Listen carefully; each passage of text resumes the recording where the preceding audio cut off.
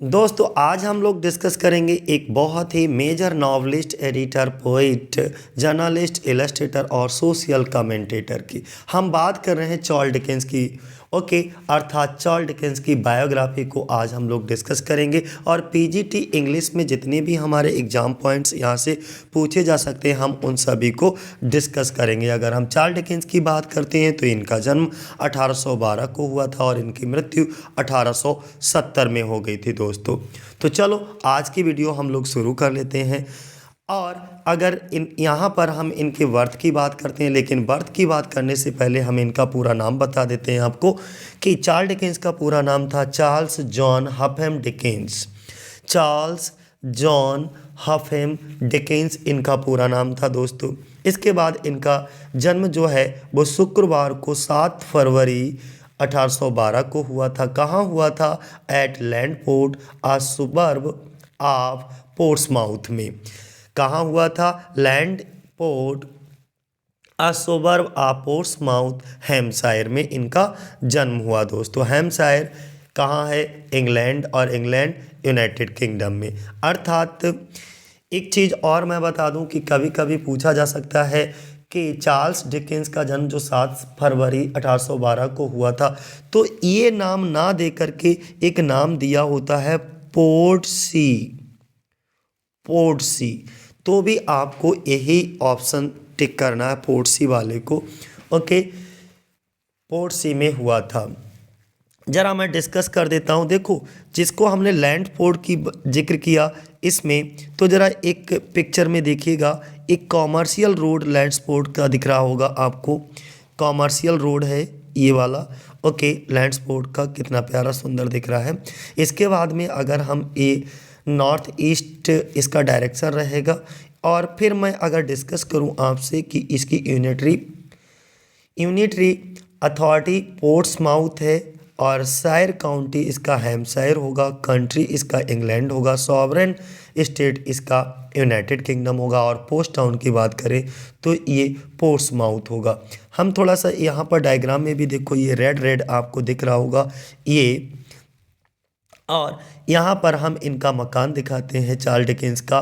Charles Dickens का birth place देखो, ये है हमारा चार्ल्स डिकेंस का बर्थ प्लेस है, जिसका एड्रेस 393 कॉमर्शियल रोड लैंडपोर्ट है दोस्तों। तो अब आपको बेहतरीन तरीके से समझ आ गया होगा चार्ल्स हफेम डिकेंस के बारे में। हम इनकी डेथ की बात करेंगे कि इनकी मृत्यु कब हुई। अगर हम इनकी मृत्यु की बात करते हैं तो 9 जून 1870 को, उस समय इनकी उम्र 58 साल थी। हम कह सकते हैं कि 58 साल की उम्र में 9 जून 1870 को इनकी हाईहैम केंट में मृत्यु हो गई। अब ये हाईहैम केंट कहाँ है? इंग्लैंड में ही है। ओके, क्योंकि इनका जन्म भी इंग्लैंड में ही हुआ था और इनकी मृत्यु भी हाईहैम केंट इंग्लैंड में हुई। वरीड इनको दफन किया गया था, एक चर्च थी जिसका नाम था वेस्टमिंस्टर अबे। ओके, और कब? इनकी मृत्यु के 5 दिन बाद इनको दफन किया गया, जून 14 को। हम ये बोल सकते हैं कि 9 जून को इनकी मृत्यु होती है और 14 जून को इनको दफन किया जाता है। दफन कहाँ किया जाता है? एक चर्च होती है जिसका नाम होता है वेस्टमिंस्टर अबे में। ठीक है, इनका और इनका मृत्यु स्थान क्या है? हाईहैम केंट में। पूछा गया क्वेश्चन है, इसलिए ध्यान दीजिएगा। इनके माता पिता का चलो चर्चा कर लेते हैं। इनके पेरेंट्स कौन थे? हिज फादर, इनके पिता का नाम जॉन डिकेंस था। और जॉन डिकेंस, ये आपके पीजीटी के एग्जाम में पूछा गया है कि जॉन डिकेंस कौन थे। तो John Dickens was a clerk, एक क्लर्क थे इन अ नेवी पे ऑफिस में। एंड हिज मदर नेम, और इनकी माता का नाम एलिजाबेथ डिकेंस था दोस्तों। और ये पीजीटी के 2013 में पूछा जा चुका है। तो इनके पिता का नाम जॉन डिकेंस, जो कि एक नेवी पे ऑफिस में क्या थे? एक क्लर्क के पद पर तैनात थे। और इनकी माता का नाम एलिजाबेथ डिकेंस था। तो अब तो आपको क्लियर हो गया होगा कि इनके पिता जॉन डिकेंस एक क्लर्क थे जो कि नेवी पे ऑफिस पोर्ट्समाउथ में काम करते थे। वह इतने सादगी भरे थे कि 2 वक्त के भोजन के लिए भोजन भी नहीं कमा पाते थे, बहुत सीधे साधे। लेकिन साथ ही साथ डिकेंस की माँ काफ़ी खर्चीली थी और बेवकूफ़ स्वभाव की थी। उन्हें नहीं पता था कि हम घर को कैसे चलाएं, इसीलिए उनकी जो पारिवारिक तंगी के कारण माता पिता दोनों ही थे। अगर हम पूछें कि चार्ल्स डिकेंस के बचपन जो है बहुत ही आ, तंगी में व्यतीत हुआ था, तो हमारा क्वेश्चन ये है कि उनके पारिवारिक तंगी का कारण क्या था। तो हम आंसर भी हमारा यही होगा कि उनके पारिवारिक तंगी का कारण उनके माता पिता दोनों ही थे। ठीक है, अर्थात जॉन डिकेंस और एलिजाबेथ डिकेंस। फिर 1814 में जब डिकेंस 3 साल के थे तब क्या होता है, चलो आगे डिस्कस करेंगे। ये लंदन छोड़ देते हैं 3 साल की अवस्था में। अब देखो यहाँ पे क्या होगा, 3 साल की अवस्था में लंदन छोड़ नहीं देते हैं। 3 साल की अवस्था में उनका परिवार लंदन चला जाता है। ठीक है, लंदन के लिए जाते हैं। तो यहाँ पे फिलहाल एजुकेशन की चर्चा कर लेते हैं। इनकी एजुकेशन कब हुई। अब हम इनकी एजुकेशन की अगर बात करें तो प्राइवेट स्कूल में हुई थी, first at a dame school. नाम क्या था, डेम। एंड इसके बाद कहाँ हुई, एक स्कूल था जो कि रन किया जाता था, चलाया जाता था विलियम गेल्स के द्वारा। और ये कहाँ चलाया जाता है, इन कैथम में चलाया जाता था, जिसका नाम था रॉयल एकेडमी ऑफ म्यूजिक। एक बार को रॉयल एकेडमी ऑफ म्यूजिक। और यहाँ पर हम डेम स्कूल का एक चित्र आपको दिखा देते हैं। ये डेम स्कूल का क्या है, चित्र है। और डेम स्कूल का चित्र होने के साथ साथ में थोड़ा सा डेम स्कूल के बारे में देख भी लो।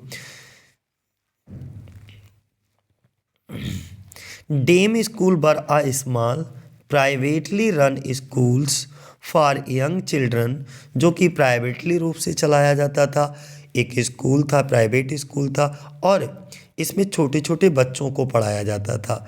That emerged in British eyes and it's colonies during the early modern period. These schools were taught by a school dame, a local woman, एक लोकल वुमेन थी, who would educate children for a small fee, छोटी सी fees लेकर के बच्चों को educate करती थी।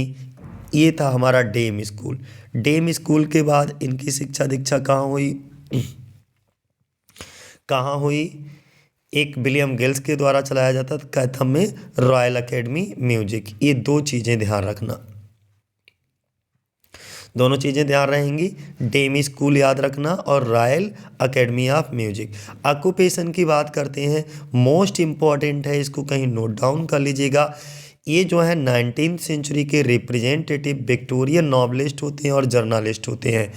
और मैंने शुरुआत ही इन्हीं शब्दों के साथ की थी कि आज हम लोग डिस्कस करेंगे एक बहुत ही major novelist, editor, poet, journalist, illustrator और सोशल कमेंटेटर को।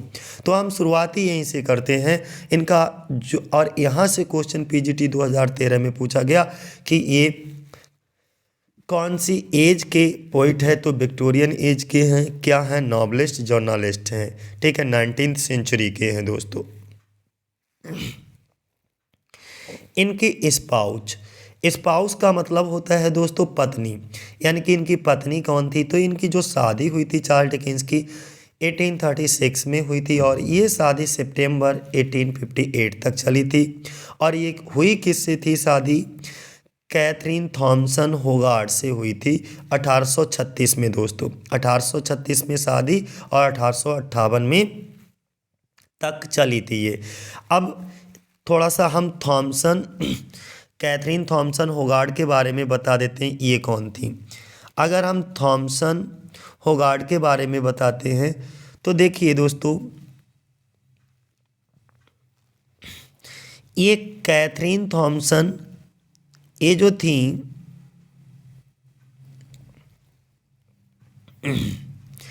कैथरीन थॉमसन अर्थात कैटे, इनका निक नेम था, कैटे डिकेंस भी कहते थे, Kate Dickens Hogarth was a wife of English novelist okay Charles Dickens and mother of his 10 children. अर्थात हम ये बोलेंगे, आपको बेहतरीन तरीके से बता सकते हैं कि चार्ल्स डिकेंस और कैथरीन थॉमसन होगार्ड शादी के बाद इनके 10 बच्चे भी हुई थी। ओके, तो चार्ल्स डिकेंस की पत्नी का नाम कैथरीन थॉमसन होगार्ड। ओके, और अगर ये पूछा जाए कि कैथरीन थॉमसन होगार्ड कौन थी, तो ये चार्ल्स डिकेंस की पत्नी थी। कैथरीन थॉमसन होगार्ड का जन्म कब हुआ, वो चीज़ देख लीजिएगा। कैथरीन थॉमसन होगार्ड का जन्म कब हुआ, 19 मई 1805 को। कहाँ हुआ, एडिनबर्ग स्कॉटलैंड में। और ये मर गई थी 22 नवंबर 1879 में, और 64 वर्ष की अवस्था में इनकी मृत्यु होगी। किसकी, कैथरीन थॉमसन होगार्ड की। इनके 10 बच्चों के नाम देख लीजिएगा। 10 बच्चे देखो, ये चार्ल्स डिकेंस है, ये थॉमसन होगार्ड है। तो यहाँ पर इनसे 10 बच्चे हुए। इनके 10 बच्चे थे। चिल्ड्रन कौन कौन से थे, देखो सबसे पहले 10 बच्चों के नाम मैं बता देता हूँ, कहीं पर आप चाहो तो नोट डाउन कर लीजिएगा। चार्ल्स डिकेंस जूनियर, इसके बाद Mary Dickens, Kate Perugini, Walter Landor Dickens, Francis Jeffrey Dickens, Alfred o D'Orsay, Tennyson Dickens, Sydney Smith, Haldimand Dickens, इसके बाद sir Henry Fielding Dickens, Dora Annie Dickens और Edward Dickens. तो ये इनके 10 बच्चों के नाम हैं। और अब हम डिस्कस करेंगे इनके कुछ नोटेबल वर्क। नोटेबल का मतलब होता है इनके कुछ प्रशंसनीय, नोटवर्दी, अर्थात बहुत ही ज़्यादा याद रखने योग्य इनकी कृतियाँ कौन कौन सी थी, वर्क कौन कौन से थे, याद रखना है आपको। Pickwick paper, Oliver Twist, Nicholas Nickleby, और इसके बाद Christmas Carol, David Copperfield, Bleak House, Little Dorrit, a tell of to Cities, और Great Expectation. Most important notable work हैं। सिर्फ इतनी आप तैयार करके जाइएगा, इतने वर्क के बारे में डिटेल हासिल करिएगा, और तुम्हें चार्ल्स डिकेंस के बारे में कुछ भी पढ़ने की ज़्यादा ज़रूरत नहीं है। ये जितने भी हमने नोटेबल वर्क, वैसे तो इनके बहुत हैं, मैं लास्ट में इनके वर्क पर अभी भी बताऊंगा कि कितने इनके फिक्शनल वर्क हैं। उन सभी fictional work, non fictional work, सबके बारे में डिस्कस करूंगा। लेकिन ये मोस्ट इम्पॉर्टेंट को हमने यहाँ पर लिखा है कि इतने तो आपको पीजीटी की तैयारी करने के लिए पढ़ना ही पढ़ना है। Pickwick paper, Oliver Twist, Nicholas Nickleby, Christmas Carol, David Copperfield, Bleak House, Little Dorrit, a tell of to Cities और ग्रेट एक्सपेक्टेशन। अच्छा, ये नाम भी याद होना चाहिए, कभी कभी पूछ लेते हैं ये वर्क किसके द्वारा लिखा गया है, 3 अदर वर्क के नाम दे देते हैं, तो इसलिए हर पॉइंट को नोट डाउन करते चलिएगा, आपके लिए ये बेनिफिशियल होगा दोस्तों। इसके बाद में हम लोग बताएंगे कि इनकी एक लव अफेयर भी चला था, पार्टनर, बाद में पार्टनर भी बनी थी एलन टर्नन। एलन टर्नन से इनकी शादी होती है 1857। एलन टर्नन से जब ये मिलते हैं तो 1857 में, और ये इनकी मृत्यु तक इनके साथ रहती हैं, और जो कि इनसे बहुत ज़्यादा छोटी होती हैं। ओके, 1870 में हिज डेथ। और इनकी अगर नेशनलिटी की बात करें, ये कि नेशनलिटी क्या है, तो एक ब्रिटिश नेशनलिटी, अर्थात हम जो डिस्कस कर रहे हैं वो एक इंग्लिश राइटर को डिस्कस कर रहे हैं दोस्तों। तो अब आपको क्लियर समझ आ चुका होगा। अब इनके बारे में, ऑथर्स की लाइफ के बारे में थोड़ा सा पॉइंट बाय पॉइंट करके हम लोग डिस्कस करेंगे। हमने क्या कहा, जब 1814 में डिकेंस 3 साल के थे तब इनका परिवार कहाँ चला गया, लंदन चला गया। अर्थात इन 1814 डिकेंस, फादर डिकेंस के पिता, ट्रांसफर्ड हो गया था टू लंदन विद फैमिली। इसके बाद ये अपने परिवार के साथ 1814 में डिकेंस का परिवार कहाँ चला गया, लंदन। 1814 में डिकेंस के पिता अपने परिवार के साथ लंदन चले गए। फिर इन 1816 में his father transfer to Chatham with family, और फिर 1816 में डिकेंस के पिता अपने परिवार के साथ कैथम चले गए। तो अब इन्हें पता लगा कि 1814 में डिकेंस जब 3 साल के थे तब इनका परिवार लंदन गया। 1816 में वे कैथम में बस गए थे। उनके पिता की उन्नति हुई और वह ऑफिसर बन गए। जब 1816 में ये कैथम में गए थे तो जो इनके पिता नेवी पे ऑफिस पोर्ट्समाउथ में काम करते थे, इनका जब वहाँ कैथम में चले गए तो इनके पिता का इनके पद पर उन्नति हुई और वो ऑफिसर भी बन गए दोस्तों। इसके बाद में लेकिन फिर भी क्या हुआ कि इनके खर्चे कम ना होने के कारण 1821 में 1821 में his father lost his post. किसी कारणवश इनके पोस्ट को यानी कि जिस पद पर ये नेवी पे ऑफिस में क्लर्क के पद पर थे वो भी नौकरी चली गई और मोस्ट ऑफ हिज इनकम इनकी फिर इनकम भी बंद होगी। जब नौकरी चलेगी तो इनकी जाहिर सी बात है इनकम बंद हो जाएगी। फाइनली अब क्या हुआ कि finally move to a house in a Camden town London. तो अब क्या हुआ मेरे बच्चे, यहाँ से एक चीज़ और देख लीजिएगा कि अब क्या हुआ यहाँ से कि 1821 में डिकेंस के पिता ने अपनी पोस्ट और अपनी अधिकांश आय को खो दिया और इनका पूरा परिवार कैम्डन टाउन लंदन के घर में चले गए साथियों।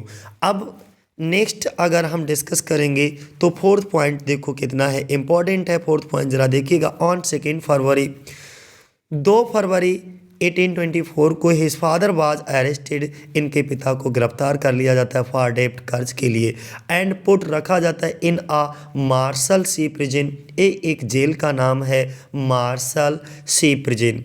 जेल में इनको रखा जाता है। टू सपोर्ट हिज फैमिली, अपने परिवार को सपोर्ट करने के लिए सहारा देने के लिए डिकेंस काम करना शुरू कर देते हैं। वर्क करते हैं एट आ बैरन्स ब्लेकिंग फैक्ट्री। बैरन की एक ब्लेकिंग फैक्ट्री होती है उसमें, और ये ब्लेकिंग फैक्ट्री कहाँ स्थित होती है? हैंगर फोर्ड मार्केट में स्थित होती है। हैंगर फोर्ड मार्केट में स्थित होती है। आफ्टर अब यहाँ से ज़रा एक चीज़ मैं रिपीट कर देता हूँ कि 2 फरवरी 1824 को इनके पिता को कर्ज के लिए गिरफ्तार कर लिया गया और मार्शल सी जेल में डाल दिया गया। इनके अपने पिता का समर्थन करने के लिए, सपोर्ट करने के लिए डिकेंस ने हंगरफोर्ड, फिर रिपीट करता हूँ, हंगरफोर्ड मार्केट में बैरन के ब्लैकिंग फैक्ट्री में काम किया। और फिर क्या हुआ? आफ्टर फादर्स रिलीज, अब इनके पिता जो हैं वो जेल से रिलीज हो जाते हैं, जेल से छूट जाते हैं। और जेल से कब छूटते हैं? ऑन मई 28 को, यानी कि 28 मई को। और फैमिली रिटर्न टू कैम्डन टाउन, परिवार जो है वो कैम्डन टाउन वापस आ जाता है। तब हम यहाँ पर कह सकते हैं कि 28 मई को इनके पिता के जेल से रिलीज होने के बाद परिवार जो है वो कैम्डन टाउन लौट आया। अगर हम चार्ल्स डिकेंस की बात करते हैं तो चार्ल्स डिकेंस बचपन से ही कमज़ोर और शांत स्वभाव के व्यक्ति थे। उन्हें किताबें खरीदना बहुत पसंद था। साथ ही साथ वह इन किताबों को एकांत में पढ़ते थे और वह अपनी उम्र के लड़कों के साथ खेलना बहुत कम पसंद करते थे। ये उनकी रुचि थी साथियों। उन्होंने अपने पिता द्वारा खरीदी गई किताबें पढ़ना और थिएटर देखना इनको बहुत पसंद था। ये हम चार्ल्स डिकेंस की थोड़ी सी हॉबी का जिक्र कर दिया। लेकिन साथ ही साथ एक चीज़ और याद रखना चार्ल्स डिकेंस की पर्सनालिटी के बारे में कि चार्ल्स डिकेंस एक बहुत ही महत्वाकांक्षी लड़का था। वह हमेशा किसी बड़े परिवार का उत्तराधिकारी बनना चाहता रहता था। उन्होंने 18वीं शताब्दी में 18 सेंचुरी की किताबें पढ़ी थी। बहुत ज़्यादा 18 सेंचुरी के राइटर्स को पढ़ रखा था, उनकी किताबों को पढ़ रखा था, उनके द्वारा लिखी गई, और साथ ही साथ अपना नाम उन किताबों से जोड़ना भी चाहते थे। और उनका सपना था कि एक दिन उनके द्वारा भी लिखी गई किताबें भी इसी तरीके से लोगों द्वारा पसंद की जाए जिस तरीके से आज के डेट में हम इन राइटर्स की किताबों को पढ़ते हैं। ऐसी उनकी महत्वाकांक्षा थी। लेकिन घर में परिवार की आर्थिक तंगी ने उनके सारे सपने तोड़ करके रख दिए। उनके माता पिता काफ़ी खर्चीले स्वभाव के थे जिस वजह से उन्हें कर्जे में फंसना पड़ा। परिवार को दोबारा लंदन वापस जाना पड़ा, जहां साथ ही साथ एक भीड़ भाड़ वाली एक बहुत गरीब बस्ती में रहना पड़ता था इनको। चार्ल्स डिकेंस की अगर हम बात करें तो जिन्हें एक अच्छे स्कूल में जाना चाहिए था और वो अब गलियों में भटकने लगे। उनके परिवार को गरीबी और अपमान का सामना भी करना पड़ा, और कभी कभी तो उन्हें भूखे भी रहना पड़ता था क्योंकि उनके पास खाने पीने का भी सामान नहीं होता था। इतने बुरे हालात आ गए, अर्थात हालात दिन से दिन इतने ख़राब होते गए, दिन पर दिन इतने बदतर होते गए कि उन्हें अपना जो सामान था पर्सनल, वो सामान भी बेचना पड़ा। और सबसे पहले तो सामान में चार्ल्स डिकेंस को क्या बेचना पड़ा? उनका सबसे पहला सामान ही यही था कि चार्ल्स ने किताबें थी और उन अपनी किताबों को बेच दिया। लेकिन ये उनके दुखों का अंत नहीं था साथियों, ये ध्यान रखना। सबसे बुरा तो उन्हें बैरन की, जो हमने अभी जिक्र किया था इसी फोर्थ पॉइंट में आपके लिए, इसमें हमने जिक्र किया था कि सबसे बुरा तो तब हुआ जब उन्हें बैरन्स की ब्लैकिंग फैक्ट्री में काम करना पड़ा। और ये जो है सुबह 8 बजे से रात के 8 बजे तक इस बहुत गंदी सी फैक्ट्री में काम करते थे, और काम के घंटों के दौरान उन्हें एक घंटा रात्रि में भोजन के लिए और आधा घंटा चाय पीने के लिए सिर्फ जो है रेस्ट मिलता था। 1 घंटा रात में और आधा घंटा चाय पीने के लिए इन्हें सिर्फ रेस्ट मिलता था इतने घंटे काम करने के दौरान। दोस्तों, ये बहुत ही संवेदनशील लड़का था चार्ल्स डिकेंस, और संवेदनशील लड़का चार्ल्स डिकेंस को बोतल धोने और उन पर लेबल चिपकाने का काम मिला था इस फैक्ट्री में। और ब्लैकिंग फैक्ट्री में, बैरन की ब्लैकिंग फैक्ट्री में इनको काय का काम मिला था? ध्यान रखिएगा, पूछा जा सकता है। बोतल धोने और बोतलों पर लेबल पेस्ट करने का काम इनको दिया गया था, और इस काम का इनको 1 सप्ताह में 6 सीलिंग दी जाती थी। ये वहाँ की 6 सीलिंग क्या थी? 6 सीलिंग मिलती थी दोस्तों, SHILLING, 6 सीलिंग दी जाती थी। तो 6 सीलिंग ये उनका मेहनताना था दोस्तों, जैसे कि कहते हैं पे किया जाता था इनको काम करने के लिए। अब जो मिसेस डिकेंस थी, इनकी माता जी, और मिस्टर डिकेंस यानी कि चार्ल्स डिकेंस के सारे प्रयास, इसके बाद में मिसेस डिकेंस और चार्ल्स डिकेंस के सारे प्रयास अपनी फैमिली की आमदनी बढ़ाने में विफल हो गए। इसके बाद में जॉन डिकेंस जो है लगातार, जॉन डिकेंस और मिसेस डिकेंस दोनों, इनके माता पिता दोनों ही अपनी लिमिट से ज़्यादा पैसा जो है वो खर्च करते थे। आमदनी अठन्नी, खर्चा रुपया वाला कहानी था इनका भी, और इसीलिए ये दुखी रहते थे। परिवार पर कर्जा इतना ज़्यादा हो गया। अब सीधी सी बात है, जब आपका आमदनी कम है और खर्चा ज़्यादा है तो कर्जा में तो फंस ही जाओगे। तो कर्जा इतना ज़्यादा रहता था कि चार्ल्स, जिन्हें कुछ ही दिन हुए थे फैक्ट्री में काम करते हुए, कि इनके पिता को कर्जदारी के लिए, मैंने जिक्र किया था एक जेल का, मार्शल सी जेल में बंद कर दिया गया। चार्ल्स एक कम कमाने वाले, बहुत ही कम 6 सीलिंग्स मिलते थे बेचारे को। तो चार्ल्स डिकेंस ने भी बहुत प्रयास किया, लेकिन फिर भी वह अपने पिता का कर्ज नहीं उतार पाए। परिणाम स्वरूप हुआ क्या कि घर के सभी सदस्य, ध्यान रखना इस बात को, घर के सभी सदस्य, केवल चार्ल्स डिकेंस को छोड़ करके जेल में जाना पड़ा था। बाकी पूरा परिवार जेल में गया, सिर्फ चार्ल्स डिकेंस को छोड़ करके उन्हें। और जब इनका पूरा परिवार जेल में चला गया, तब इनको एक बहुत ही क्रूर महिला जिसका नाम था मिसेस रॉयलेंस के साथ में रहना पड़ा था। ओके, इसके बाद क्या हुआ कि उसी दौरान, जब ये फिलहाल जेल से तो छूट गए, लेकिन जेल से छूटने के बाद उसी दौरान उनकी माँ का देहांत हो गया। और माँ का देहांत हमने तुम्हें बताया था किस समय हुआ था, 58 में। तो उस समय वह अपने बच्चों के लिए 450 पाउंड की राशि छोड़ गई थी। कितनी? 450 पाउंड की राशि छोड़ गई थी। ये राशि काफ़ी थी, और वह राशि कर्ज चुकाने के लिए काफ़ी थी। उन्होंने कर्ज चुकाकर जेल में अपने परिवार को मुक्त करा लिया था इसी राशि से। चार्ल्स फैक्ट्री में काम करते थे, और इसके बाद में तब फैक्ट्री स्टैंड में थी, लेकिन अब फैक्ट्री के मालिक ने उस फैक्ट्री को, एक जगह का नाम था चंडूस स्ट्रीट में स्थान, अब ये जो फैक्ट्री, जिस फैक्ट्री में पहले काम करते थे, वो फैक्ट्री अब कहाँ आ गई थी, चंडूस स्ट्रीट में स्थानांतरण हो गई थी। ओके। और इसके बाद जो चार्ल्स और उनके साथियों को राहगीर काम करते देखते थे, जॉन डिकेंस जो थे उनके पिता चार्ल्स डिकेंस के, उनको अपने बेटे को नौकरों की तरह काम करना बिल्कुल पसंद नहीं था। वह इस बात को अपनी बेइज्जती समझ करके फैक्ट्री मालिक के रिश्तेदारों से लड़ने झगड़ने लगे और इस झगड़े की वजह से उनका बेटा फैक्ट्री से निकाल दिया गया। तो ये सब सारी चीज़ें यहाँ पर क्लियर हुई दोस्तों।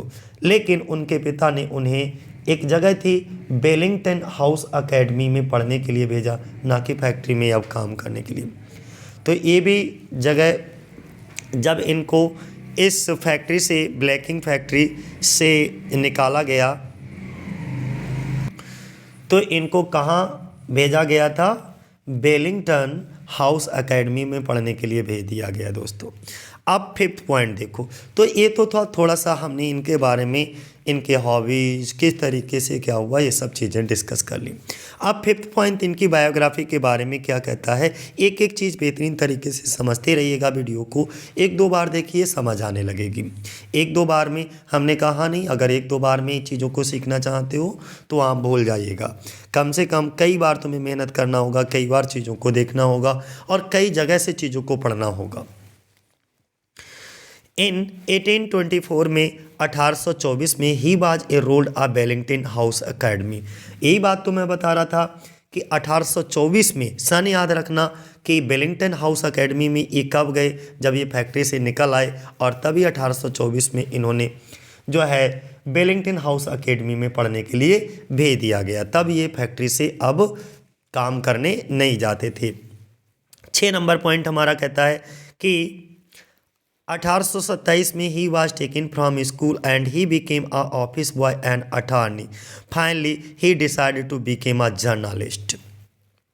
अब यहाँ से समझने वाली बात यह है कि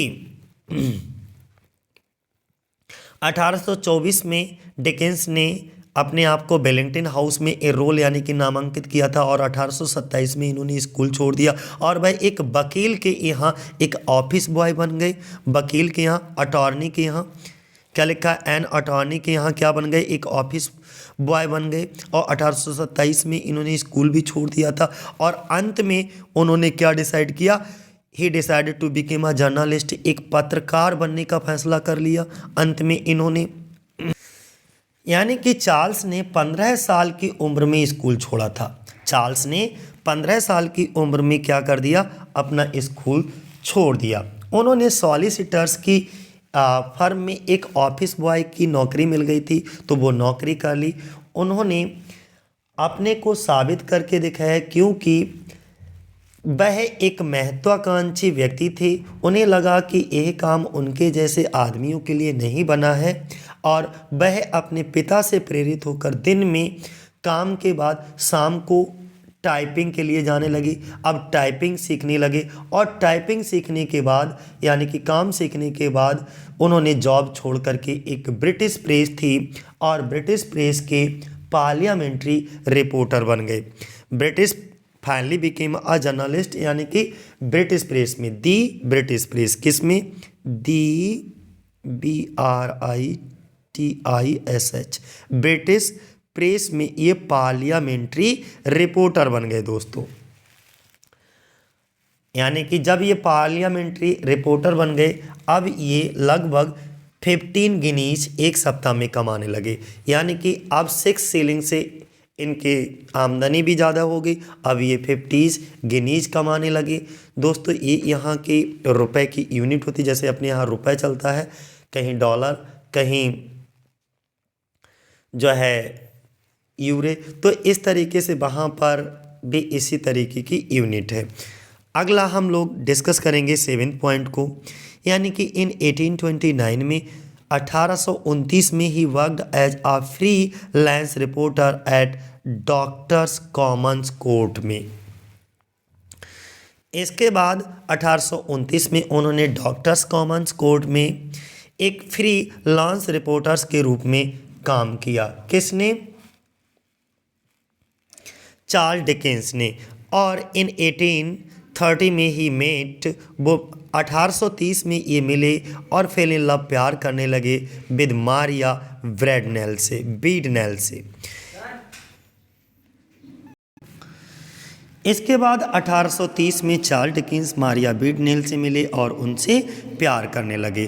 तो मारिया बीडनेल से कब प्यार करने लगे? ये चार्ल्स डिकेंस 1830 में दोस्तों। इसके बाद अगर हम लोग डिस्कस करें तो ये है कि 1931 में he acted as a parliamentary reporter during reform bill agitations, यानी कि 1931 में इन्होंने सुधार विधेयक आंदोलन के दौरान संसदीय संवाददाता के रूप में काम किया। हम ये कह सकते हैं कि 1831 में he acted as a parliamentary reporter during reform bill agitations. 10 number की अगर हम बात करें तो इन 1833 हिज लव अफेयर, उनका जो लव अफेयर था विद मारिया बीडनेल के साथ में एंडेड, समाप्त हो गया। यानी कि हम ये कह सकते हैं 1833 में मारिया बीडनेल के साथ उनके प्यार संबंध जो हैं वो समाप्त हो गए और उनकी पहली प्रकाशित कहानी his first published story dinner at Poplar walk appeared in a monthly magazine. Monthly magazine का नाम था, उसमें इनकी सबसे पहली पब्लिश स्टोरी जो है, सबसे पहली स्टोरी पब्लिश हुई जिसका नाम था dinner at Poplar walk. Clear हो गया होगा कि 1833 में मारिया बीडनेल के साथ उनके प्यार संबंध समाप्त हो गए। उनकी पहली प्रकाशित कहानी dinner at Poplar walk monthly magazine में अपीयर हुई दोस्तों। यहीं पर मैं आपको ये भी बता देता हूँ कि चार्ल्स डिकेंस ने जो कि वर्क किया था किस में, जो शुरुआत की थी चार्ल्स डिकेंस ने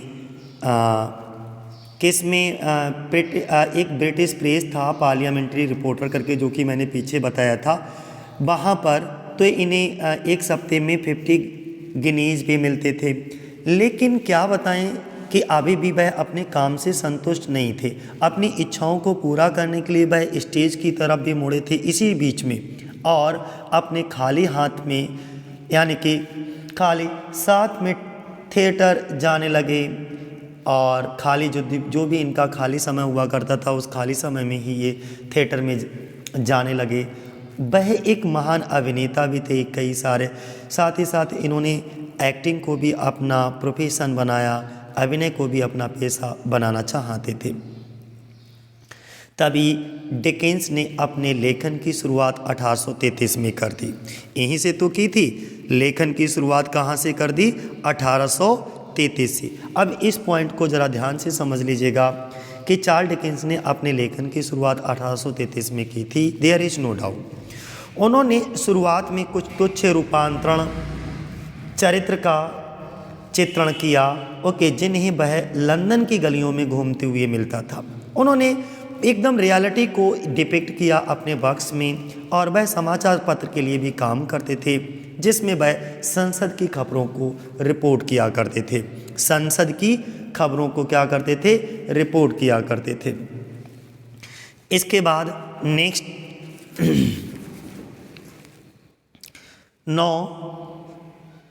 11 नंबर पे अगर हम बात करें तो इन 1834 में he worked as a newspaper reporter, और इन्होंने 1834 में एक न्यूज़पेपर रिपोर्टर के रूप में भी काम किया। कब? 1834 में। ये लाइन याद बनाए रखना कि 1834 में इन्होंने समाचार पत्र के संपादक के रूप में काम किया। तभी इन्होंने एक बॉज, ये इनका निक नेम था, एक इनका उपनाम था, शेड्यूल नेम था, छद्म नाम था बॉज। बहुत पूछा जाता है, इंपॉर्टेंट है, इसका ही नोट डाउन कर लीजिएगा कि चार्ल्स डिकेंस ने अपने लिए कौन सा उपनाम चूज किया, तो बॉज नाम। His father once again was arrested for डेब्ट, और उसी समय 1834 में ही इनके पिता दोबारा से कर्ज के लिए इनको अरेस्ट कर लिया गया, यानी कि गिरफ्तार कर लिया गया। तो अब देखिएगा यहाँ से अपने आप ही तुम लोगों को समझ आने लगा होगा कि 1834 में इन्होंने समाचार पत्र के संपादक के रूप में काम किया, फिर बॉज नाम को अडॉप्ट किया और इनके पिता एक बार फिर ऋण के लिए गिरफ्तार कर लिए गए थे। ये कहानी कुछ यहाँ तक की हमको समझ आ गई। अर्थात हम ये भी कह सकते हैं कि डिकेंस की पहली किताब जिसका नाम बॉज था, डिकेंस की पहली किताब जिसका नाम बॉज था, बहुत चर्चित हुई तथा बुद्धिमान लोगों ने उस किताब की बहुत प्रशंसा भी की। उसके बाद उनका अगला जो वर्क था वो पिकविक पेपर था। ध्यान रखिएगा, पिकविक पेपर्स। ये अपने कुछ वर्क को बॉज यानी कि सिड्यून नाम से लिखते थे, ध्यान रखिएगा। नेक्स्ट बात करेंगे पिकविक पेपर्स की, जिसमें उन्हें सफलता और प्रसिद्धि दिलाई। अब डिकेंस को महसूस हुआ कि उनकी अभिलाषा पूरी हो सकती है। इस अकेली किताब ने अंग्रेजी साहित्य को एक नई दिशा प्रदान की और इसके बाद हर किताब के बाद वह प्रसिद्ध होते गए और उनकी किताब बहुत ज़्यादा पढ़ी जाने लगी, क्योंकि वहाँ के लोगों को इनकी किताबें बहुत ज़्यादा पसंद भी आती थीं। किसकी? इन्हीं की। अगला हम बात करेंगे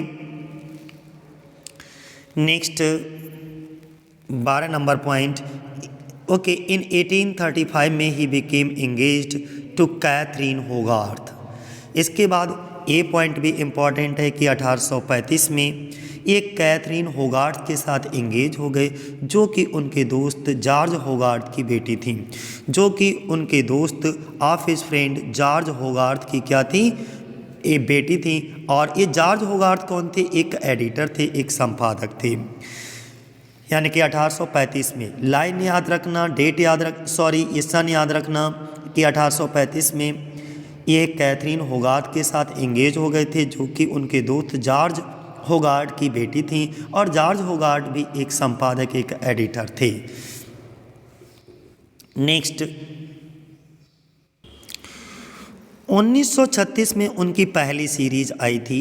अगर हम 1936 की बात करते तो 1936 में हिज फर्स्ट सीरीज उनकी आई थी, स्केचेस बाय बॉज, पब्लिश्ड हुई। 1936 में उनकी पहली फर्स्ट सीरीज आप स्केचेस बाय बॉज पब्लिश हुई और he received 150 pound for the copyright, और उन्हें इस सीरीज की कॉपीराइट के लिए 150 पाउंड की धनराशि दी गई। इसके बाद first number of Pickwick papers appeared in March 30, और इनका जो पिकविक पेपर था वो अपीयर हुआ 30 मार्च को। डिकेंस मैरिड कर लेते हैं कैथरीन होगार्थ से ऑन 2 अप्रैल को। First number of Pickwick paper appear हुआ कब? 30 मार्च को। ये मंथ और डेट याद रखना, 30 मार्च को इनका first number of Pickwick paper जो है वो अपीयर हुआ। चार्ल्स डिकेंस ने 2 अप्रैल को कैथरीन होगार्थ से शादी कर ली। इसके बाद ही बिकेम एन एडिटर, वो एक एडिटर बन गए, एक संपादक बन गए इन बेंटलीज वो एक एडिटर बन गए miscellany. In December he publish the second series of sketches by Boz, और the same year he made the John Forster who became a close friend and his first biographer, और वह Bentley के miss लेनी के संपादक बन गए। काहे के? ध्यान रखिएगा इस शब्द को, बेंटले के मिसेस लेनी के संपादक बन गए। उन्होंने दिसंबर में सेकेंड सीरीज ऑफ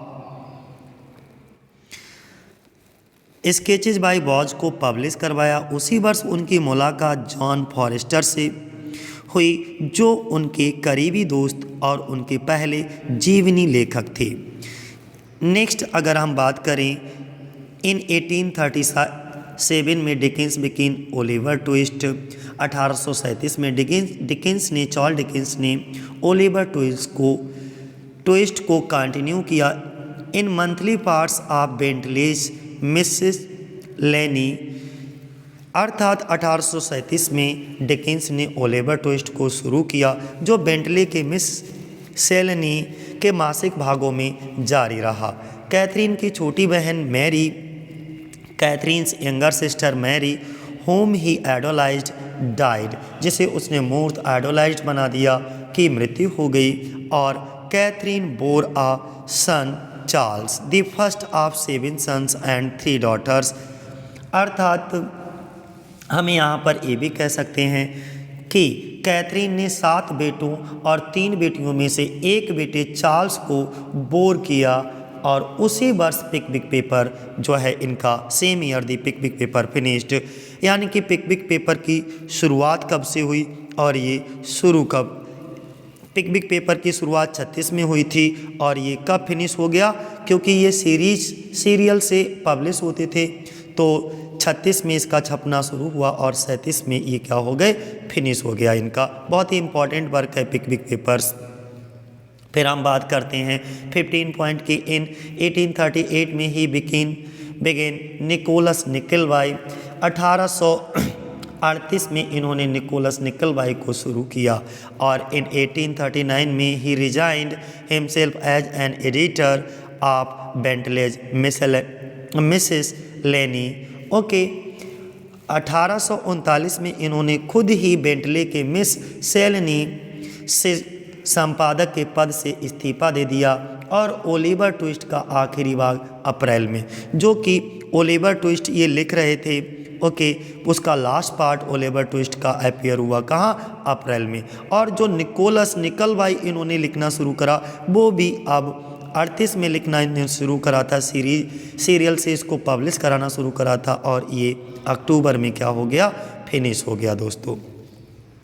In 1840 में appeared the first number of Messier Humphreys clock, then 10 began the old curiosity shop।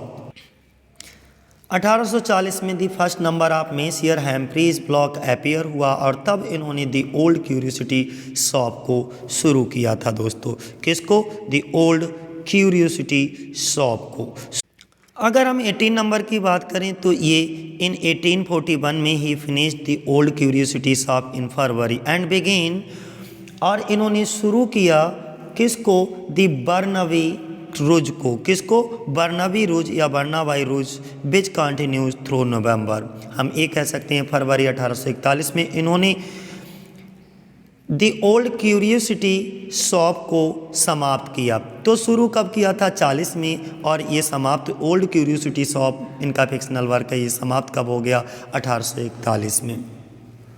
और बर्नाबी रूज को शुरू किया जो कि नवंबर तक जारी रही, और इसके बाद इन्होंने शुरू किया किसको, बर्नाबी रूज को, और जो कि कब तक जारी रही, कब तक कंटिन्यू रही, नवंबर तक दोस्तों। इसके बाद नेक्स्ट हम बात करेंगे 19 नंबर पॉइंट की कि इन 1842 में 1842 में he travelled through Canada and United State. America notes appeared in October creating a furor in America. 1842 में इन्होंने अमेरिका और संयुक्त राज्य 1842 में इन्होंने कनाडा और किसकी बात कर रहे हैं, कनाडा की, कनाडा और संयुक्त राज्य अमेरिका की यात्रा की। अक्टूबर में अमेरिकन नोट्स दिए जिससे अमेरिका भर में फ्यूरर मच गया, हंगामा मचा दिया, इन्होंने पूरे अमेरिका भर में हंगामा मचा के रख दिया दोस्तों। फिर 20 नंबर की अगर हम बात करेंगे तो 1843 में ही began a Martin Chuzzlewit a Christmas carol, the first of his Christmas book appeared in December. 1843 में इन्होंने मार्टिन चुजलबिट शुरू किया और ये क्रिसमस कैरोल यानी कि उनकी क्रिसमस पुस्तकों की पहली में से पहली जो कि दिसंबर में दिखाई दी थी।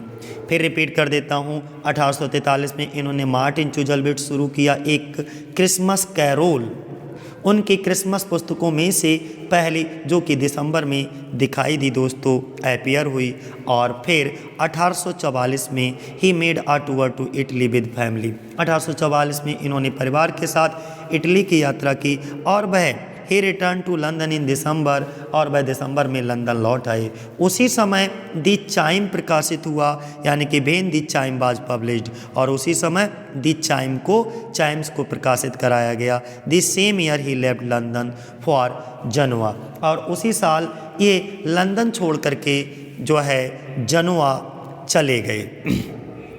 नेक्स्ट हम डिस्कस करेंगे आपसे इन 1845 में made debut of his amateur theatrical company. 1845 में इन्होंने अमेचर थिएट्रिकल कंपनी की शुरुआत की और उनका the cricket on the hearth प्रकाशित हुआ। His the cricket on the hearth को क्या कराया गया, the cricket on the hearth को पब्लिश करवाया गया और the same year he return to England in July, और उसी साल 1845 में वह जुलाई मंथ में इंग्लैंड वापस लौट आए। नेक्स्ट इन 1846 में ही बिगेन डॉम्बे एंड सन। इसके बाद में 1846 में इन्होंने डॉम्बे एंड सन की शुरुआत की, जो कि अप्रैल 1848 तक चली, यानी कि विच रैन अंटिल अप्रैल 1848 तक। With family he travel to, इसके बाद परिवार के साथ में ये परिवार के साथ इन्होंने लाजेन और इसके बाद पेरिस की यात्रा की। कहाँ, लॉसेन और देन पेरिस। पहले ये लॉसेन गए और इसके बाद पेरिस की यात्रा की, वो भी परिवार के साथ ही दोस्तों। इसके बाद the battle of life appeared in December और same year he joined as an editor to the Daily News but he left it in 3 weeks। तब यहाँ पर हमें पूरी कहानी ये समझ आई कि जब पेरिस की यात्रा की तभी उसी समय द बैटल ऑफ लाइफ दिसंबर में अपीयर हुई और उसी वर्ष द डेली न्यूज़ के संपादक के रूप में इन्होंने काम करना शुरू करा। लेकिन ये काम बहुत ज़्यादा दिनों तक इन्होंने नहीं किया, केवल 3 सप्ताह में ही डेली न्यूज़ के संपादक का पद जो है इन्होंने छोड़ दिया, त्याग दिया। और फिर 1847 में चार्ल्स डिकेंस इंग्लैंड लौट आए। 1847 में he return to England, Charles Dickens जो है वो इंग्लैंड वापस लौट आए। फिर हम बात करेंगे 25 नंबर की कि इन 1848 में he wrote autobiographical fragment. He also directed and acted as amateur theatricals published final Christmas book the haunted man in December. 1848 में डिकेंस ने एक ऑटोबायोग्राफिकल फ्रैगमेंट लिखा।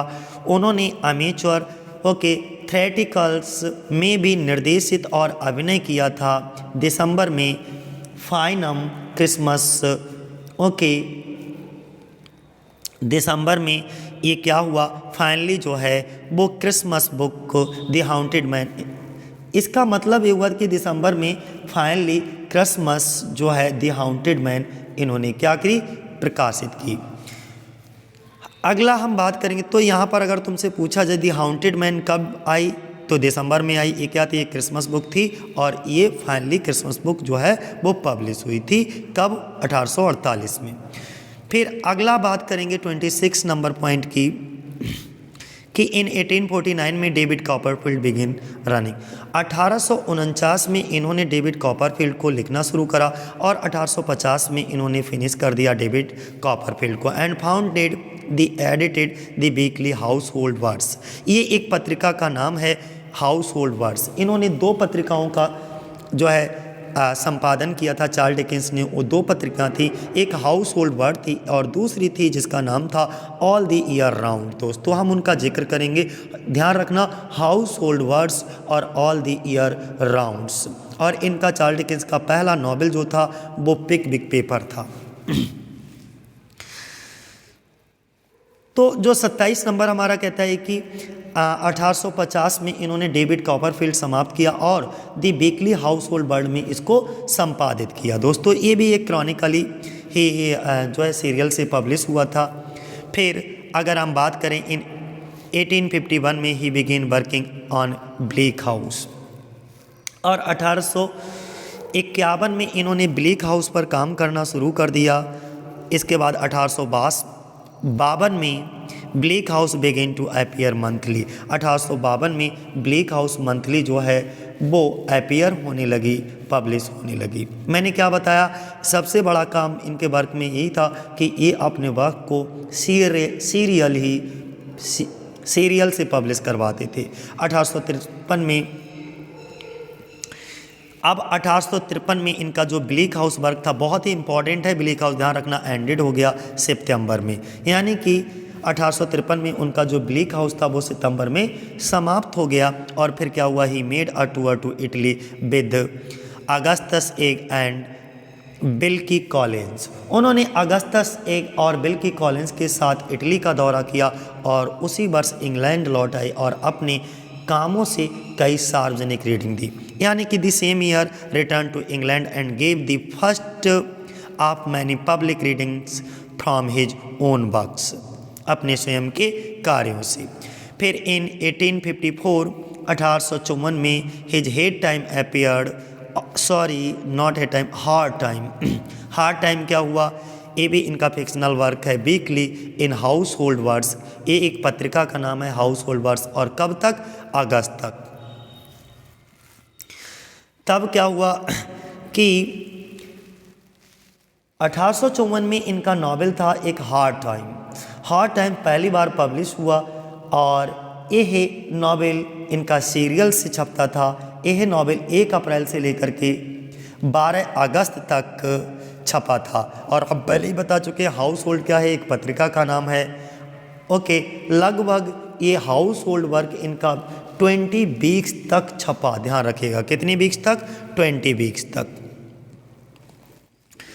अगला अगर हम 31 नंबर की बात, सॉरी 33 नंबर पे, इन 1856 में he collaborated with Wilkie Collins on a play. कौन सा, फ्रोजन डीप।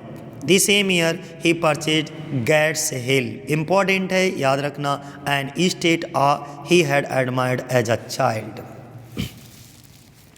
ये चीज़ बहुत इंपॉर्टेंट है। 1857 तब क्या हुआ कि 1856 में, कहानी 56 में आ गई। सभी डेट्स हम क्रोनोलॉजिकली समझा रहे हैं आपको। 1856 में अब क्या हुआ इनके साथ, 1856 में चार्ल्स डिकेंस ने बिल्की कॉलिंस के साथ मिलकर कोलाब्रेशन में एक नाटक जिसका नाम था द फ्रोजन डीप लिखा। और उसी साल डिकेंस ने गैट्स हिल खरीदा, एक संपत्ति जिसे उन्होंने एक बच्चे के रूप में स्वीकार किया था। एक संपत्ति है, एक गैट्स हिल, उसको इन्होंने परचेज किया दोस्तों 1857 में। 1857 में हमारी क्रांति की शुरुआत भी मानी जाती है। तो 1897 में his Little Dorrit ended in Little Dorrit. देखो पहली शुरुआत में इनके नोटेबल वर्क में हम बता चुके हैं। 1857 में इनकी लिटिल डोरिट जून में समाप्त हो गई, जो कि 1855 में शुरू हुआ था। तब ये शुरू विद फैमिली, और ये लिटिल डोरिट दोस्तों शुरू कब हुआ था, 1855 में, समाप्त हुआ 1857 में। और फिर परिवार के साथ इन्होंने गैट्स हिल पर गर्मियाँ व्यतीत की। इसके बाद ये विद फैमिली परिवार के साथ ही इन्होंने स्पेंड की समर, अपनी गर्मियों को at renovated Gad's Hill, renovated Gad's Hill में अपनी गर्मियों को स्पेंड किया। Hans Christian Andersen whose fairy tales Dickens admired greatly visited him, और his theatrical company performed the frozen deep for the Queen. इसके बाद में क्या हुआ दोस्तों, थोड़ी सी कहानी फिर से आगे बढ़ जाती है कि गैट्स हिल पर इन्होंने अपनी गर्मियाँ व्यतीत की। और फिर हैंस क्रिश्चियन एंडरसन के फेरी टेल्स की, हैंस क्रिश्चियन एंडरसन की फेरी टेल्स कि चार्ल्स डिकेंस ने बहुत प्रशंसा की और वह उनसे मिले भी। उनकी नाटकीय कंपनी ने रानी के लिए द फ्रोजन डीप का प्रदर्शन किया। द फ्रोजन डीप का प्रदर्शन किया। थिएट्रिकल कंपनी थी, एक नाटकीय कंपनी थी। और उसी समय ही फेल इन लव, वो प्यार करने लगे विद एलन टर्नन से। और उसी साल ये एलन टर्नन से प्यार करने लगे, एन यंग एक्ट्रेस, जो कि एक युवा अभिनेत्री थी। उन्हें एक युवा अभिनेत्री एलन टर्नन से प्यार हो गया, जो कि उनसे 25 साल छोटी थी दोस्तों, ध्यान रखना कितनी, 25 ईयर यंगर, उनसे 25 साल छोटी थी। उनसे ये प्यार करने लगे एलन टर्नन से। इसके बाद इन 1858 में he undertook his first public reading to pay in London. He quarrelled with Thackeray, separated from Catherine. इन 1858 में उन्होंने लंदन में भुगतान के लिए अपना फर्स्ट पब्लिक रीडिंग लिया और उन्होंने ठैकरे के साथ झगड़ा कर लिया और उसी साल वह कैथरीन से भी अलग हो गए। 1858 में ये कैथरीन से अलग हुए और एक साल पहले ये एलन टर्नन से मिले हैं। कब? एलन टर्नन से। ये चीज़ याद रखना, नोटेड पॉइंट है। 1857 में ये एलन टर्नन से मिले हैं और उसके एक साल बाद ही एक कैथरीन से क्या हो जाते हैं, सेपरेट हो जाते हैं। इसका मतलब इनकी जो शादी करते हैं कैथरीन होगार्थ से, उससे कब इनका तलाक हो जाता है? 1858 में, ध्यान रखिए। फिर इसके बाद 1859 में ही बिगेन अ न्यू वीकली, उन्होंने एक न्यू वीकली की शुरुआत की, ऑल द ईयर राउंड्स। हमने क्या बताया, इनकी दो ही संपादक थे, उनकी दो पत्रिकाओं के चार्ल्स डिकेंस संपादक थे, एक हाउस होल्ड वर्ड और दूसरी ऑल द ईयर राउंड। अगर हम ऑल द ईयर राउंड की बात करते हैं तो उसमें 1859 में उन्होंने एक नया साप्ताहिक ऑल द ईयर राउंड्स की शुरुआत की और इनका एक फिक्शनल वर्क था a tell of to cities. ध्यान दीजिएगा, is a tell of to cities, बहुत इंपॉर्टेंट है बेटा, खूब इसको अलग से भी इसको तैयार करके जाइएगा, क्वेश्चन काफ़ी पूछे जाते हैं पीजीटी में। अ टेल ऑफ टू सिटीज़ के बारे में मैं थोड़ा ऐसे ओरली जल्दी बता देता हूँ क्योंकि वीडियो वैसे ही बहुत लंबा हो रहा है। अ टेल ऑफ टू सिटीज़ की अगर हम बात करें तो ये अप्रैल 1859 से लेकर के नवंबर 1859 तक वीकली पब्लिश हुआ दोस्तों। कब? 1859 से अप्रैल 1859, ध्यान रखना, और नवंबर 1859 तक वीकली जो है ये पब्लिश होता था, टेल ऑफ टू सिटीज़। और इसमें लंदन और पेरिस की कहानी चलती है, दो शहरों की कहानी सुनाई जाती है, लंदन और पेरिस की। कई बार पूछ भी लिया जाता है टेल ऑफ टू सिटीज़ में किन दो शहरों की कहानी दिखाई जाती है, तो लंदन और पेरिस आपका ऑप्शन सही होगा। इसके बाद हम बात करें इसी में, ये जो tale of two cities work इनका आया था, फिक्शनल वर्क, उस समय फ्रेंच रेवोल्यूशन के दौरान आया था और इस नॉवल की शुरुआत एक लाइन से होती है, उस लाइन को मैं बोल देता हूँ, it was the best of time, it was the worst of time से होती है इस नॉवल की शुरुआत। बहुत इंपॉर्टेंट ये लाइन है, कई बार आपके पीजीटी के एग्जाम में पूछी गई है। It was the best of time, it was the worst of time से कौन से नॉवल की शुरुआत होती है? तो a tell of two cities. और ये नवंबर तक हमने सारी चीज़ें इसके बारे में अब आपको बता दी, बाकी आप समझते रहिएगा। दूसरा हम बात करेंगे इन 1860 में his family took up residence at Gad's Hill. 1860 में उनके परिवार ने गेट्स हिल में निवास किया और उसी साल हिज ग्रेट एक्सपेक्टेशंस, बहुत इंपॉर्टेंट है, वीन टू अपीयर वीकली, यानी कि उसी साल कब? 1860 में। ग्रेट एक्सपेक्टेशन 1 दिसंबर 1860 से ऑल द ईयर राउंड में वीकली छपने लगी। अब कभी कभी ये पूछा जाए कि ग्रेट एक्सपेक्टेशन कौन सी पत्रिका में छपती थी इनकी, तो ऑल द ईयर राउंड। इसके ये संपादक भी थे और ये वीकली छपती थी, साप्ताहिक छपती थी, क्योंकि हम पहले भी बता चुके हैं इनके ज़्यादातर वर्क जो है वो सब सीरियल से छपते थे, सीरियल से पब्लिश होते थे। फिर एंड छपने लगी। अब ये ऑल द ईयर राउंड जो है समझ में नहीं आ रहा होगा कि ये क्या है, वो मैं पहले भी बता चुका हूँ। ऑल द ईयर राउंड एक क्या थी? वीकली लिटरेरी, एक वीकली लिटरेरी जर्नल है, एक वीकली साहित्यिक पत्रिका है दोस्तों। ऑल द ईयर राउंड, कहीं नोट कर लीजिएगा इसको, इम्पॉर्टेंट। इतना बार बार मैं रिपीट इसलिए कर रहा हूँ जिससे कि आप इसको भुला ना सको, ओके। और इसके संपादक कौन थे? चार्ल्स डिकेंस ही थे जिन्होंने इस साप्ताहिक साहित्यिक पत्रिका का संपादन किया दोस्तों। इसके बाद इन 1861 में great expectation finish. Great expectation जो चार्ल्स डिकेंस की बहुत ही फेमस फिक्शनल वर्क है, वो अगस्त में क्या होता है? फिनिश हो जाता है।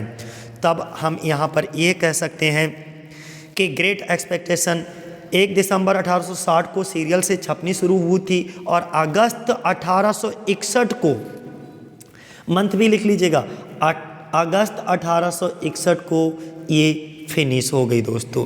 इसके बाद 1864 में our mutual friend begin to appear monthly. 1864 में इनका fictional work our mutual friend monthly appear होने लगा और अधिक काम करने, फिर क्या हुआ, ये बहुत ज़्यादा ओवर वर्क करने लगे। His health begin to fail much because of over work के कारण, यानी कि और अधिक काम करने के कारण इनका स्वास्थ्य जो है वो खराब होने लगा दोस्तों। इसके बाद हम बात करेंगे 1865 में पहुंच गई कहानी। इन 1865 में a railway accident badly shock him Ellen Turner. 1865 में एक रेल दुर्घटना ने उन्हें और एलन टर्नर को बुरी तरह से हिला दिया, शॉक कर दिया। अब क्या होता है कि his mutual friend ended in November, और इनकी जो म्यूचुअल फ्रेंड आई थी चार्ल्स डिकेंस की का fictional work our mutual friend, वो नवंबर 1865 में समाप्त हो गया दोस्तों। इसके बाद इन 1869 में ही began to show symptom of mild stroke. अब ये समझो ये माइल्ड स्ट्रोक क्या होता है।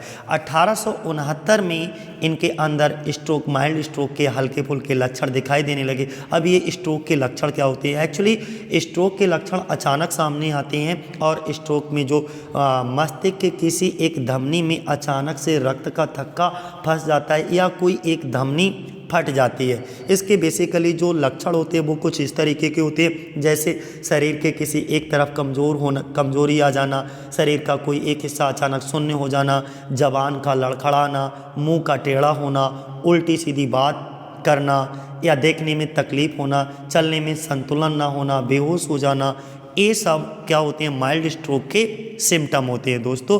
तो ये सब सिम्टम चार्ल्स डिकेंस के अंदर दिखाई देने लगे और द सेम ईयर, उसी साल ही बिगेन, उन्होंने शुरू करा the mystery of Edwin Drood. Important कहीं लिख लो कि इनका अनफिनिश्ड वर्क कौन सा है दोस्तों चार्ल्स डिकेंस का। तो the mystery of Edwin druid इनका क्या है? एक अनफिनिश्ड वर्क है। देखो आगे लिख भी दिया हमने, but could not complete it, लेकिन वह इसको पूरा नहीं कर सके। उसी वर्ष 1869 में उन्होंने the mystery of Edwin druid शुरू किया, लेकिन इस फिक्शनल वर्क को वो कंप्लीट नहीं कर पाए साथियों। इसके बाद 1870 में his final public reading took place in London और on 8 June he suffered a stroke at Gad's Hill. 1870 में उनकी अंतिम सार्वजनिक रीडिंग जो है वो कहाँ हुई? लंदन में हुई। तो अगर पूछा जाए इनकी फाइनल पब्लिक रीडिंग कहाँ हुई थी, तो लंदन में हुई। कब हुई थी? 1870 में हुई थी। इसके बाद पूरे दिन काम करने के बाद 8 जून को गेट्स हिल पर इनको फिर से एक स्ट्रोक आया।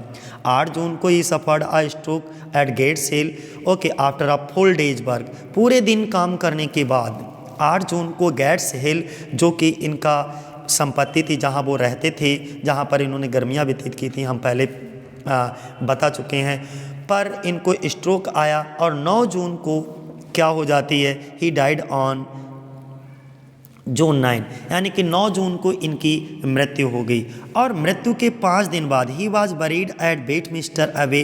मृत्यु के 5 दिन बाद ऑन 14 जून को इनको क्या कर दिया जाता है? वेस्टमिंस्टर एबे में दफनाया गया। तो हम ये कह सकते हैं कि इनकी मृत्यु स्ट्रोक से हुई। 9 जून को उनकी मृत्यु हो गई थी और मृत्यु के 5 दिन बाद इनको 14 जून को वेस्टमिंस्टर एबे में दफनाया गया। इनका अंतिम अनफिनिश्ड वर्क हमने बता ही दिया कौन सा था? मिस्ट्री ऑफ एडविन ड्रूड, जो कि अपीयर हुआ था कब? इन सितंबर में, ध्यान रखना। और इनका पहला चार्ल्स डिकेंस का फर्स्ट नॉवेल कौन सा था? वो पिकविक पेपर था। तो अब आपको क्लियर हो गया होगा। मैं तेज़ी से रिपीट कर देता हूँ बहुत ज़्यादा, क्योंकि वीडियो आज लंबा हो रहा है। चार्ल्स डिकेंस के उनके वर्क, फिक्शनल वर्क, अर्थात जितने भी वर्क हैं, इनमें कुछ इंपॉर्टेंट वर्क को लेकर के मैंने कहा नहीं, जब सीरीज चलेगी इनके वर्क की तो मैं अलग से वीडियो भी दूंगा। फिलहाल अभी आप इनको कहीं नोट डाउन कर लीजिएगा। 1836 में डिनर एट पॉपुलर वॉक। 1836 में he sketches by Boz, illustrative of everyday life and everyday people. फिर नेक्स्ट 1836 से 37 तक पिकविक पेपर पब्लिश हुए थे। 1837 से 39 में ओलिवर ट्विस्ट आया था। 1838 से 39 में ही निकोलस निकलवाई आया था। ओके, 1840 से 41 में दी ओल्ड क्यूरियोसिटी शॉप। 1841 में बार्नेवी रोज आया था। 1843 में मार्टन चुजलविट आया था। 1843 में आ क्रिसमस करोल आया था। 44 में ओके सिमेस आया था, चिमेस। और फिर 1845 में क्रिकेट एंड द हेल्थ आया था, the cricket and the health. और 1846 में द बैटल ऑफ लाइफ। फिर 1846 से 48 में डॉम्बे एंड सन। 1848 में हाउंटेड मैन। ये सभी इनके फिक्शनल वर्क हैं। 1849 से 50 में डेविड कॉपरफील्ड। और 52 से 53 में ब्लीक हाउस, जो कि पीजीटी 2009 में पूछा गया। 54 में हार्ड टाइम आया था, ये भी पीजीटी 2009 में पूछा जा चुका है। लिटिल डोरिट उनका 55 में शुरू हुआ, 57 में ये ख़त्म हो पाया था। ओके, ये इनके ज़्यादातर जो वर्क थे वो सीरियल से पब्लिश होते थे दोस्तों। तो 55 में शुरू हुआ था और 57 में फिनिश हुआ। 57 में इनका फ्रोजन डीप आया था, और फ्रोजन डीप मैं बता चुका हूँ, ये कोलाब्रेशन वर्क था इनका। इसके बाद में 57 में the perils of certain English prisoners with, और ये किसके साथ में इन्होंने लिखा था, कोलैबोरेट किया था, बिल्की कॉलिंस के साथ में। 59 में अ टेल ऑफ टू सिटीज, इसमें लंदन और पेरिस की 2 कहानियाँ चलती हैं। इसके बाद में 60 में द इटालियन प्रिजनर आया। 60-61 में ग्रेट एक्सपेक्टेशन आया, इंपॉर्टेंट है ये। 64 और 65 में आवर म्यूचुअल फ्रेंड आया। और 69-70 में दोस्तों the mystery of Edwin druid, जो कि इनकम्प्लीट है इनका वर्क है। अब इनका अगर नोट पॉइंट की बात करें, the sketch is Mister Minns and his cousins. Originally title इसका था a dinner at Poplar Walk, was the first work of fiction Dickens ever published. Okay, under the title इनका शेड्यूल नेम था Boz. ध्यान रखना कि boughs नाम से इन्होंने अपने पहले वर्क को, फर्स्ट वर्क फिक्शनल वर्क को पब्लिश करवाया था। वो उसका नाम क्या था, उसका टाइटल नेम, ओरिजिनली जो टाइटल नेम था a dinner at Poplar Walk था दोस्तों। दूसरा, it appeared in monthly magazine in December, और मंथली मैगजीन में इसको पब्लिश करवाया गया था दिसंबर 1833 में, 1833 में दोस्तों। इसके बाद इनके कुछ नॉन फिक्शनल वर्क की बात करेंगे। नॉन फिक्शनल वर्क में American notes, okay, Charles Dickens, frauds on the fairies, pictures from Italy, lost Arctic voyagers. इसके बाद अनकॉमर्शियल ट्रैवलर, ये सब इनके नॉन फिक्शनल वर्क हैं। The laboratory in the chest, a Dickensian popularization of a lecture by a Faraday with Percival Leigh. इसके बाद chemistry of a candle with Percival Leigh, chemistry of a pint wine of beer with Percival ली, फिर mystery of the tea kettle with Percival Leigh. और इसके बाद a bundle of immigrant letters 1850 में। फिर इनकी कुछ कविताएं हैं, वर्सेस देख लो कौन कौन सी हैं। The fine old English gentleman, the 5 Christmas books, stories published in periodicals. Periodicals वही होते हैं जो साप्ताहिक होते हैं, किसी निश्चित समय अंतराल पर छपते हैं। ओके, 17 दिसंबर 1843 में a Christmas carol, a Chapman and Hall. 16 दिसंबर 1844 में ओके chimes, Bradbury and Evans. फिर 20 दिसंबर 1845 में the cricket of on the hearth. 16 दिसंबर 1846 को द बैटल ऑफ लाइफ। 19 दिसंबर 1848 को the haunted man and the ghost bargain, a fancy for Christmas time serial, okay series. इसके बाद में play written by Dickens, Charles Dickens के द्वारा कौन कौन से नाटक लिखे गए। 1836 में द स्ट्रेंज जेंटलमैन, 36 में ब्लिज, ओके कनक्वेस्ट, 37 में इज सी हिज वाइफ, 38 में द लैम्प लाइटर,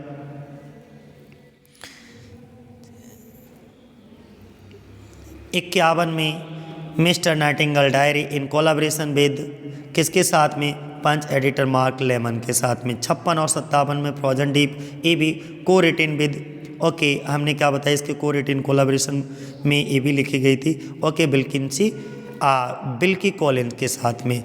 57 में no thoroughfare a drama in 5 act में था, और ये भी किसके साथ में था, बिल्की कॉलिंस के साथ में था। इसके बाद इनकी पॉपुलर पोइम्स देख लो, चार्ल्स डिकेंस की कौन कौन सी थी popular poems. A child's hymn, okay, Lucy song, evergreen, song of the wreck, George Edmund song, a fine old English gentleman, little Nell's funeral, square Norton song, okay, Gabriel Grub song, और hymn of the Wiltshire labourers. ये इनके क्या थे, कुछ जो हैं popular poem थी Charles Dickens की। तो अब तो आपको इतना जो है इनके बारे में क्लियर हो ही गया होगा। मैं थोड़ा सा ये भी जिक्र कर दूं कि चार्ल्स डिकेंस को थोड़ा सा 2 मिनट के लिए तेज़ी से मैं रिपीट कर देता हूं इनके बारे में, कि जनवरी 1801, एक वर्ड को अपने अंदर बेहतर तरीके से रखिएगा, कि जनवरी 1841 में चार्ल्स डिकेंस अमेरिका के वाशिंगटन इरविंग के बुलाने पर गए, और अमेरिका के लोगों ने उन्हें एक अच्छा स्वागत दिया। फिर वह वहाँ से इटली चले गए, और इसके बाद मिसेस डिकेंस और मिसेस होगार्ट भी उनके साथ थी। थोड़ी पीछे की कहानी है, थोड़ा सा रिपीट कर देता हूँ यहाँ से, इम्पॉर्टेंट है, थोड़ा सा छूट रहा था बीच में, तो लास्ट में मैं क्लियर कर देता हूँ इसे। और इसके बाद जुलाई 1845 तक वह वहाँ रहे थे, कहाँ, इटली में, और फिर उन्होंने वहीं पर एक पिक्चर्स फ्रॉम इटली नाम की एक किताब लिखी थी दोस्तों। जब डिकेंस इटली से वापस आए तो इन्होंने मैंने पीछे बताया है कि द डेली न्यूज़ में चीफ एडिटर की पोस्ट दी गई थी। उन्होंने ये जॉब ज़्यादा अच्छी नहीं लगी और 3 हफ्ते में ही ये नौकरी छोड़ दी। तब वह फिर से पेरिस वापस चले गए। ओके, पेरिस चले गए। यह वह समय था जब उन्होंने अपनी महत्वपूर्ण उपन्यास डेविड कॉपरफील्ड को लिखा था साथियों। और उसी समय डिकेंस ने द पिकविक पेपर्स का पहला अंक लिख रहे थे, जब एक 24 वर्ष की लड़की होती है मिस कैथरीन होगार्ट से, उसी समय इनको प्यार हुआ था जब इन्होंने पिकविक पेपर का पहला अंक लिखा था। अतः उन्होंने इससे शादी भी कर ली थी, लेकिन जल्दी ही ये शादी टूट गई। और ये शादी कब टूट गई? 1898 में, नॉट 98, 1858 में, यानी कि 1858 में।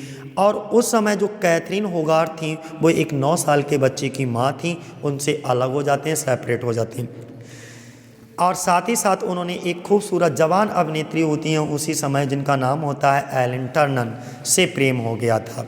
इसके बाद इनकी एक इम्पॉर्टेंट वर्क को डिस्कस किया था, fictional work a tell of two cities, जैसे अनकॉम, और एक था the uncommercial traveller, great expectation, our mutual friend, जैसे उपन्यास भी इन्होंने लिखे थे दोस्तों।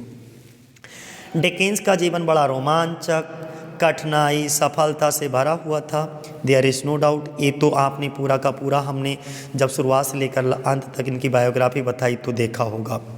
और लेकिन इनके जीवन में बहुत सारे उतार चढ़ाव भी आए, यानी कि एक रेल दुर्घटना में इनकी रीढ़ की हड्डी टूट गई। जब इनकी रेल दुर्घटना हुई थी उसी में इनके चार्ल्स डिकेंस के रीढ़ की हड्डी टूट गई। फिर भी वह अपने उपन्यास को ब्रिटेन और अमेरिका के लोगों के लिए पढ़ते रहे। उनकी यात्रा और लोगों के लिए पढ़ने का शौक़ ने उनको परेशानी में भी डाल दिया। और 1869 को उनका 1869 में उनका अंतिम उपन्यास, जो कि इनका कंप्लीट है, the mystery of Edwin druid, लिखा गया और वो अधूरा ही रह गया दोस्तों। उनकी मृत्यु के बाद प्रकाशित कराया गया इसको। फिर क्या हुआ कि 8 जून 1870 को एक दौड़ा पड़ने की वजह से चार्ल्स डिकेंस की मृत्यु हो जाती है। और 14 जून 1870 को सम्मान के साथ उनको वेस्टमिंस्टर अबे में दफना दिया जाता है दोस्तों। तो ये थी इनका बायोग्राफी, पूरा का पूरा जीवन परिचय। मुझे लगता है दोस्तों आपको थोड़ा बहुत मदद इस वीडियो से इनकी बायोग्राफी को समझने में ज़रूर मिलेगी। जय हिंद, जय भारत साथियों।